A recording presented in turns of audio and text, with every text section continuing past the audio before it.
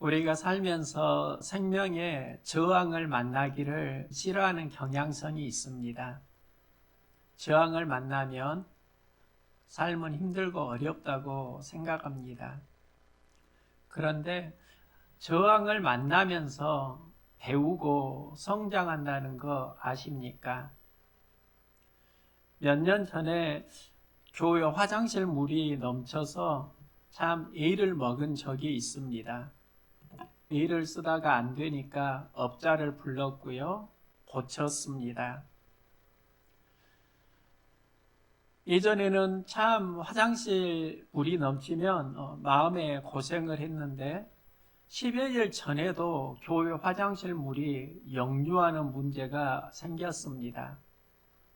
그날은 전혀 마음 고생을 하지 않았습니다. 예전에 업자가 막힌 하수구를 뚫는 것을 보았고 그때 뚫는 장비를 구입했습니다. 이제는 걱정하는 마음은 없고 나도 할 수 있다. 그래서 그 일이 신이 났습니다. 실제로 하수구를 뚫는데 기뻤고 또 신이 났습니다. 왜 전에는 하수구가 막히면 마음고생을 그렇게 했는데 이제는 전혀 마음고생을 안 할까? 또 막히면 그래 막혀라 내가 까짓거 뚫지 도리어 신나는 것일까? 어떻게 똑같은 사건이 나에게 이렇게 다른 감정으로 다가오지? 그 질문을 하면서 이유를 알았는데 나에게 문제 해결 능력이 있으면 마음의 고생이 아니고 문제 해결 능력이 없으면 고생이 된다는 겁니다. 예전에는 문제 해결 능력이 없으니까 마음에 고생이 있었고 이제는 그 일에 대한 문제 해결 능력이 있으니까 부담이 안 되고 신이 나는 겁니다. 얼마 전 2층 화장실 변기통이 자꾸 흔들려서 신경이 쓰였습니다. 업자를 부를까 하다가 유튜브를 보고 이걸 어떻게 하면 되는지 배웠습니다. 가르쳐 주는 대로 백시멘트를 사가지고 흔들리는 변기를 고정시켰는데요. 직접 하니까 일이 되고 된 일을 보니까 마음이 참 즐거웠습니다. 하면 되네. 전에는 고민이었는데 그걸 직접 해결하니까 이제는 내 안에 자신감이 자꾸 붙는 겁니다. 그래서 교회와 사택 주변을 조금 살펴보았습니다. 그리고 타일로 사이에 곰팡이도 제거하는 일을 해보게 되고요. 또 교회 가스레인지 후드가 고장났습니다. 그걸 서비스를 받을까 하다가 그냥 후드를 새 것을 사가지고 갈았습니다. 교회 곳곳에 인테리어 필름을 붙이기도 했습니다. 이 과정에 제가 깨달은 게 있습니다. 처음에는 모든 일이 두려움인데 그 두려움이 항상 계속되지는 않더라는 겁니다. 두려운 일도 하다 보면 익숙해지고 그 일은 쉬워집니다. 그리고 그걸 경험하면서 저는 삶의 보람을 느끼고 또 기쁨도 많이 경험할 수 있었습니다. 힘이 있으면 삶은 쉬워지고 힘이 없으면 어려워집니다. 그러면 우리는 어떻게 힘을 키울 수 있는가? 몸의 힘을 체력이라고 합니다. 체력은 훈련과 반복되는 연습을 하면 강해집니다. 체력이 자라려면 몸의 훈련을 하면 되고 몸의 훈련을 하면 근력이 붙고 체력이 성장합니다. 아는 것을 지력이라고 합니다. 지력이 자라려고 하면 배움의 과정이 필요합니다. 지력은 배우면 됩니다. 그리고 체력과 지력이 있더라도 의지력이 필요합니다. 힘이 있다고 일이 되는 것 아니고 행할 수 있는 능력이 바로 의지력과 연결됩니다. 인생에는 체력, 기력, 의지력이 있으면 힘이 자라는데요. 저는 이 힘들이 서로 연결되는 게 무엇일까? 힘이 서로 연결이 되어야 하는데 이 연결이 바로 영역이 아닐까? 우리는 영역을 어떤 신령한 것으로 생각합니다. 영역이 있으면 귀신을 쫓아내고 병을 고치고 그렇게 생각하는데 영역은 일상을 살아가면서 문제를 만날 때 그 문제를 어떻게 직면하느냐, 영성과 연결해서 우리의 영역을 이해할 필요가 있습니다. 성경을 보면 하나님께서는 일을 시키실 때 일을 할 수 있는 어떤 준비 과정을 말씀하시는데요. 모세는 이스라엘의 좋은 리더입니다. 이스라엘 백성을 애굽에서 이끌어냈습니다. 모세의 후계자가 여호수아이고 그는 이스라엘 백성을 가나안으로 이끌어갑니다. 모세도 좋은 리더이고 여호수아도 좋은 리더인데 하나님께서는 그들을 어떻게 좋은 리더로 만들어 가시는가?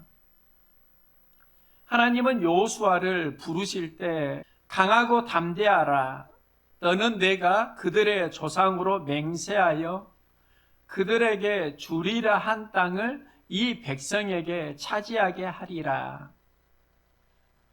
여호수아를 부르실 때 하나님께서 말씀을 주시는데 강하고 담대하라 이 말씀을 주십니다. 예수님도 제자들을 부르실 때 말씀합니다. 환난을 당하나 담대하라. 내가 세상을 이기었노라.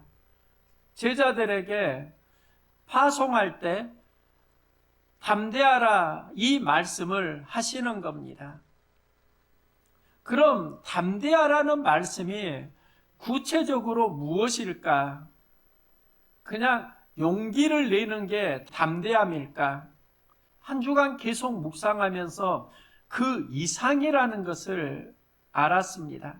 어려울 때 용기를 내고 힘을 내는 것, 이게 강하고 담대함이다 생각을 했는데 새벽에 이사야 말씀을 보면서 새로운 눈이 열리는 겁니다. 이사야도 이스라엘 백성에게 말씀하는데요. 너희는 약한 손을 강하게 하며 떨리는 무릎을 굳게 하며 겁내는 자들에게 이르기를 굳세어라. 약한 손을 강하게 하고 겁내는 자들에게 굳세어라. 이 말씀이 강하고 담대하라와 서로 연결됩니다. 약한 손이 강하여지고 겁나는 마음이 굳세어지는 것.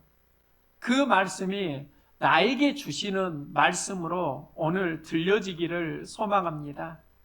하나님께서 여러분에게 강하게 하며 굳세게 하기를 원하십니다. 그러면 무슨 일이 일어나는가? 이사야는 오늘 본문을 통해서 말씀합니다. 이사야는 약한 손을 강하게 하며 겁내는 자들에게 굳세어라, 두려워하지 말라 이렇게 말씀하는데요. 그때 맹인의 눈이 밝을 것이며 약한 손을 강하고 굳세게 하라 하면서 그러면 일어나는 일이 맹인의 눈이 밝아진다 말씀합니다. 그러면 눈을 보지 못하는 사람이 눈을 뜨는 시력의 이야기를 하는 것일까? 그렇게 이해할 건 아닙니다. 마음을 강하게 하고 담대해지면 이때에 열리는 눈이 있습니다. 눈을 회복하는 것이 마음을 강하게 하고 담대하게 하는 것과 연결됩니다. 태국의 수린 군도에 사는 사람들은 세계에서 시력이 가장 좋은 사람들입니다. 여기에 모겐족이 사는데요. 그들의 시력이 평균 9.0이라고 합니다. 우리나라는 보통 1.5만 되면 시력이 좋다고 그러는데 9.0의 시력이 이해가 안 됩니다. 이들은 12km 밖에 떨어져 있는 사람들이 누구인지를 구별할 수 있을 정도의 시력이라고 합니다. 그들이 시력이 좋은 이유가 있습니다. 모겐족 시력이 왜 좋을까 연구하면서 환경과 연관이 있다는 걸 알았습니다. 단순하게 말하면 그들은 광활한 벌판에서 항상 멀리 보고 자란다는 겁니다. 그들의 눈은 독수리의 눈처럼 뛰어난 이유는 간단합니다. 그들은 멀리 보면서 막히지 않는 삶의 환경에서 자란다는 겁니다. 현대인들이 왜 시력이 약화되고 있는가? 멀리 보기가 안 되어서입니다. 자라는 환경 보면 핸드폰을 봅니다. TV를 봅니다. 컴퓨터를 합니다. 모두 다 가까운 데만 고정된 눈입니다. 가까이 보는 환경을 멀리 하는 환경으로 바꾸면 시력이 회복됩니다. 좋아집니다. 시력이 좋아지려고 하면 멀리 보는 것이 중요한데요.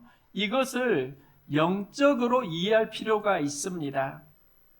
우리는 항상 문제를 만나면 그 문제를 직면하면서 살아가는데 문제를 풀 때는 문제를 본다고 풀리는 게 아니라 문제 그 이상을 볼 때 풀리는 경우가 많이 있습니다. 비전은 문제 넘어 멀리 보기입니다. 시편 기자는 어려운 위기를 만날 때 자기 스스로 그 상황을 이길 힘이 없다고 느낄 때 고백합니다. 내가 산을 향하여 눈을 들리라. 나의 도움이 어디서 올까? 나의 도움은 천지를 지으신 여호와에게서로다. 그는 문제를 가지고 하나님께 집중합니다. 문제에 갇힌 인생이 아니라 문제 속에서 하나님을 바라보는 삶을 추구합니다. 이때 도우시는 하나님을 만납니다. 우리가 문제를 만날 때 그 문제로 하나님 바라보기를 시작하는 것, 이게 비전입니다. 우리가 하나님을 바라본다고 하는데 실제로 문제 속에서 하나님은 없고 나의 감정에 갇혀서 신음할 때가 있습니다. 나만 보이니까 인생이 어려워집니다. 어려울 때 내가 가장 힘들다고 생각하는 경우가 있는데요. 이때 타인도 볼 수 있기를 소망합니다. 제가 교회 개척을 할 때 나만 힘든 줄 알았습니다. 그런데 나보다 훨씬 어려운 환경 속에서 사역을 하시는 분들이 굉장히 많다는 걸 알았습니다. 생계를 위해 이 일을 하시고 사역을 하는 그분들을 볼 때 내 안의 어려움은 하나의 변명이 될 수 있고 위로가 될 수 있었습니다. 나만 보니까 나뿐인 인생이 되고 나뿐인 인생이 다른 사람을 배려하지 못하는 나쁜 인생이 됩니다. 우리가 타인을 보면서 우리가 되고 공동체가 살아납니다. 내가 너를 만나고 너와 내가 우리가 되고 이 우리가 하나님을 볼 수 있기를 소망합니다. 이게 신앙 공동체입니다. 우리는 나만 보고 또 사회에서 너를 보고 우리를 살아가는데 우리 그리스도인은 하나님을 보는 겁니다. 하나님을 통해서 보는 눈, 이게 바로 이기는 바라봄입니다. 다윗은 하나님을 통해서 상황을 보는 비전을 키우고 그가 이스라엘의 리더가 됩니다. 이스라엘 백성은 골리앗을 보았습니다. 다윗은 골리앗을 넘어 계시는 하나님을 봅니다. 하나님을 보니까 이기는 용기가 나오고 그 용기에 그가 살아왔던 일상의 영성이 더해져서 골리앗을 무찌릅니다. 하나님을 통해서 강하여지고 담대해지는 은혜, 다윗이 이 용기를 내고요. 그러면서 골리앗을 정복하는 겁니다. 힘들고 어려울 때 문제만 보지 마시고 그 문제를 통해서 하나님을 보시고 더 나아가서 하나님을 통해서 여러분의 문제의 현장을 다시 볼 수 있기를 소망합니다. 이게 새로운 눈입니다. 이게 진짜 비전입니다. 이사야는 그때 맹인의 눈이 밝을 것이라고 말합니다. 그때가 하나님 주시는 마음으로 강하여지고 굳세어질 때입니다. 마음을 강하게 하고 굳세게 하면 하나님께서는 우리의 눈을, 비전을 회복하십니다. 그리고 그때 못 듣는 사람의 귀가 열릴 것이며 눈이 밝을 것이며 비전 회복입니다. 또 사람의 귀가 열릴 것이며 새롭게 들리는 은혜가 임한다는 겁니다. 마음을 새롭게 하면 깨닫는 귀가 열립니다. 들리는 귀가 열리면 깨달음이 생깁니다. 들음도 중요하지만 들리는 은혜가 참 중요합니다. 아이들을 키우면서 가끔 깜짝 놀라는 경험을 합니다. 초등학교 4학년으로 기억되는데요. 우리 큰아들이 프로야구에 대한 관심이 있었고 또 엄청난 정보력이 있었습니다. 선수들의 타격 순위부터 타율 그리고 투수들의 여러 성적을 상당히 잘 알고 있는 겁니다. 지금은 중3학년이 되었는데요. 그때는 제가 잠자려고 하면 다가와 가지고 야구에 대한 이야기를 쫑알쫑알 했던 기억이 납니다. 그런데 아들이 했던 그 이야기는 저에게 들리지 않았습니다. 저는 거기에 관심이 없었으니까요. 생각을 해보면 왜 나는 야구에 대한 정보력이 들어도 들리지 않는가? 그리고 또 누구에게는 야구에 대한 이야기가 들리는가? 마음이 향하는 것과 연관됩니다. 내 마음이 어디로 향하느냐에 따라서 어디에 관심이 있느냐에 따라서 정보력이 달라집니다. 그리고 정보력이 달라지면 삶에도 영향력을 행합니다. 제 기억에 초등학교 4학년 때 아들 야구 글러브가 3개였습니다. 그리고 야구 선수 사인볼도 몇 개가 있었습니다. 관심을 가지니까 정보력이 자라고 소유들이 또 영향을 받습니다. 이사야는 강하게 하며 굳세어라 말하는데요. 이 강하게 하고 굳세어라가 하나님 말씀이 들림에서 시작됩니다. 이사야는 하나님 말씀을 들었습니다. 말씀이 들렸습니다. 들었고 들리는 말씀을 그의 백성에게 전합니다.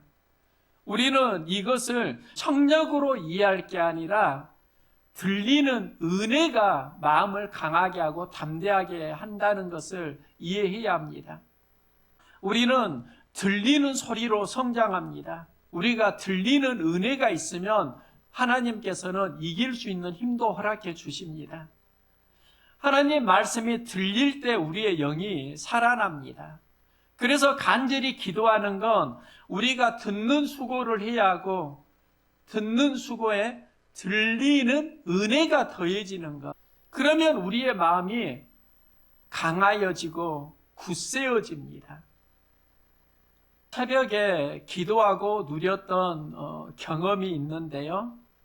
새벽에 기도가 되는 날이 있고 또 기도가 되는 은혜를 누리면 새로운 것이 들려오는 걸 많이 경험합니다. 새벽에 찬양을 듣습니다.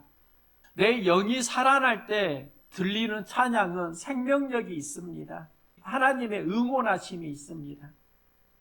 하지만 내 마음에 하나님의 은혜와 생명력이 없다고 하면 우리는 찬양이 승리의 창가가 아니라 시끄러운 소리로도 들릴 수 있습니다. 무서운 이야기입니다. 기도하고 성령 충만하면 우리의 들림은 새로워집니다. 들리는 은혜가 있습니다. 그런데 시끄러운 소리가 우리에게 들릴 때 있습니다. 똑같은 음악이 시끄러운 건 그 음악이 시끄러운 게 아니라 내 영의 상태가 시끄러울 수 있습니다. 내 상황에 따라서 들려온다는 겁니다. 은혜로운 하나님의 말씀이 나에게 자꾸 들려오는가? 아니면 시끄러운 소리가 나에게 많이 들려오는가? 내 상태를 알 수 있는 진단, 기준이 됩니다. 기도와 말씀으로 살면 좋은 소리가 많아지고요. 많이 들리는 은혜를 경험할 겁니다. 우리가 기도와 말씀으로 살면 복음을 만납니다. 복음이 기쁜 소식입니다. 기쁘게 말씀이 들려온다는 겁니다. 상황이 좋게 들리는 은혜를 사모하려고 하면 하나님 말씀에 강하여지고 마음이 굳세어지기를 소망합니다. 그러면 하나님께서 우리에게 들리는 은혜를 허락하시고 들리는 은혜를 통해서 우리는 깨달음을 경험해 갑니다.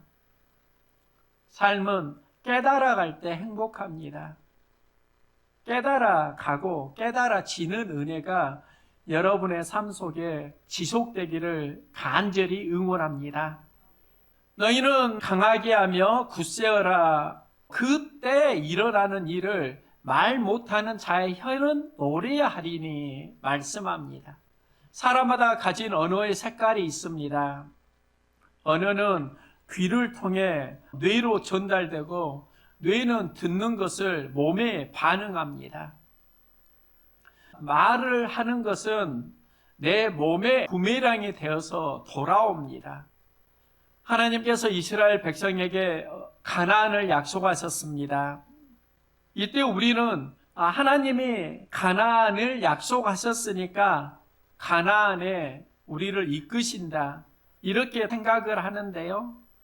하나님이 이스라엘 백성에게 하셨던 이 말씀이 있습니다. 내 삶을 두고 맹세하노라. 내 귀에 들린 대로 너희에게 행하리라. 내 귀에 이스라엘 백성이 말하는 것이 들리는 대로 너희에게 행하리라. 그러면 가나안을 누가 성취하게 되는가? 이끌어 가게 되는가? 가나안에 들어가는 믿음은 하나님의 약속을 믿고 언어 관리를 잘하는 사람이 하나님의 약속을 이루어 간다는 겁니다. 그래서 하나님께서 맹세하노라 중요하게 보신다는 겁니다. 내 귀에 들린 대로 너희에게 행하리라. 어떤 언어를 사용하고 있습니까? 사는 언어, 살리는 언어가 중심되기를 소망합니다. 사는 언어, 살리는 언어가 있고 죽는 언어, 죽이는 언어가 있습니다. 우리는 살고 살리는 언어를 키워가고 죽고 죽이는 언어를 조심해야 합니다. 우리가 언어를 통해서 삶이 성장하고 구원에 이릅니다. 사도행전 2장 21절에 누구든지 주의 이름을 부르는 자는 구원을 받으리라. 주의 이름을 부른다. 우리의 언어 속에서 예수님의 이름을, 말씀을 선포한다. 우리의 입술의 시인을 통해서 삶이 구원에 이른다는 겁니다. 하나님께서 이스라엘 백성을 가나안에 들이실 때 여리고성이 첫 번째 정복해야 하는 성인데요. 이 여리고성은 하나님의 말씀을 선포할 때 무너집니다. 여리고성을 돌 때 침묵하라고 합니다. 침묵의 이유는 내 안에 있는 너의 생각을 닫으라는 겁니다. 침묵하고 하나님 말씀 묵상하고 때가 되면 말씀을 선포하고 그러면 여리고성이 무너집니다. 만나는 내 영혼의 여리고성이 있습니다. 여리고성을 만날 때 나는 무엇을 선포할 것인가? 언어에서 승리해야 합니다. 우리의 언어를 보면은 감정 언어가 있습니다. 본능 언어입니다. 내 감정을 쏟아내는 겁니다. 그 감정 언어, 부정적인 언어를 듣는 나와 함께하는 공동체도 어려워집니다. 우리는 할 수만 있는 대로 감정 언어, 본능 언어, 이 1차 언어를 합리적 이성 언어로 전환시킬 필요가 있습니다. 우리가 진짜 추구해야 하는 비전은 감정이나 합리적 이성 언어가 아니라 구속사 언어입니다. 예수님의 언어입니다. 말씀 언어입니다. 생명 언어입니다. 우리의 언어가 감정에서 합리적 이성으로 또 예수님의 구속사로 성장해 가면 굳세어지고 하나님의 비전을 이루는 삶을 살아갑니다. 하나님은 약속하시고 그 약속을 이루는 과정에 우리를 보십니다. 우리에게 하시는 말씀이 강하게 하며 굳세어라. 강하게 하고 굳세게 살아간다. 이사야 선지자는 선포하는데요. 맹인의 눈이 밝을 것이며 비전 회복입니다. 못 듣는 사람의 귀가 열릴 것이며 들리는 것이 회복되는 겁니다. 이건 깨달음과 연결됩니다. 그리고 말 못하는 자의 혀가 노래하리니 언어가 회복됩니다. 우리가 비전과 들림, 깨달음, 언어의 회복이 마음의 생명과 연관이 있다는 겁니다. 보고 듣고 말하기 위해서 함께 승리합시다. 보는 것이 비전이 되고 듣는 것이 깨달음이 되고 말하는 것이 하나님 말씀이 될 때 우리는 강하게 되고 굳세어집니다. 연약한 삶을 살고 있습니까? 새로운 힘을 누리기를 원하십니까? 보고 듣고 말하는 것에서 출발하시기 바랍니다. 약한 내가 보고 듣고 말하는 것에서 강하여지고 굳세어지기를 소망합니다.